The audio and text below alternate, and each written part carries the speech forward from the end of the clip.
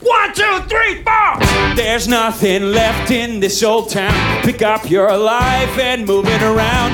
And what is here for me in Tennessee? Pick up your rifle and make a stand. You always said I should be like that guy, but guess what? I'm telling you, I'm not that guy. I'm not that guy. Who am I? I'm Andrew f***ing Jackson.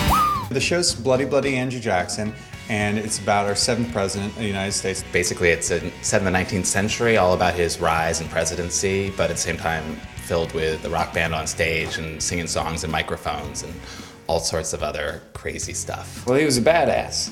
He was a groundbreaking president. Well, you know, he was the first president to actually campaign for office, and he's the first president who was not a founding father of the country, so he's sort of the first time that a whole new generation of politicians and Americans were taking over. The first thing we did was we decided that the show wouldn't really be about Andrew Jackson, it would more be about the history of populism. So already then you can sort of take a survey more of his life instead of like strict hagiography.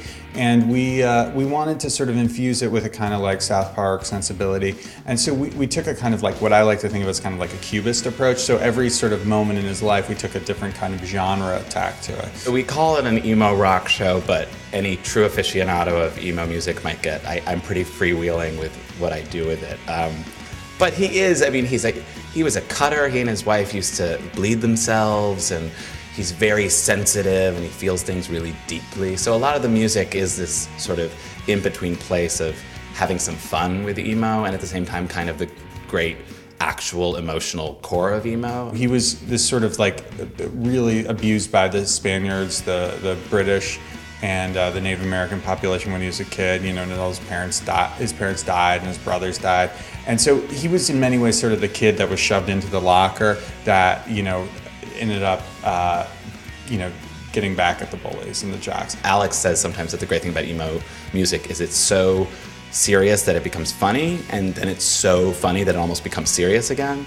So I think it's fun to try to have our cake and eat it too, with how the music can both make the audience laugh and also then have a surprising emotional undercurrent sometimes. It's a cast of 13. It's a like complete ensemble, except for Andrew Jackson. Everyone doubles and triples, and everyone sort of has equally weighted roles. It's a band of 3, bass guitar, piano, and drums. But then some of the actors also play guitar, and sort of so they swap instruments at times. Musically, they're probably the best group I've ever worked with, and I'm sure everything after this will pale in comparison. It's non-traditional, and it doesn't fit in the kind of Spring Awakening Rent rock musical mode. It's much more in this sort of Marat Sade, Arthur Kopitz Indians thing, where it's, you know, it's political theater that's not asking you to like, you know, weep at the end or laugh incredibly heartily, you know, at the final sort of glib moment. It's not like that at all. It's much more complex, and I think the question it leaves you with is like how complicated it is to be an American, and this sort of the legacy that Andrew Jackson leaves that exists within all of us. You get a 90-minute, incredibly funny, crazy, rowdy, thought-provoking, sometimes totally out of left field, awesome evening, I hope. Your life's gonna suck universally. I'm sucks. And your life's gonna suck universally. Sometimes with guns, sometimes with speeches too. I will make them all bleed.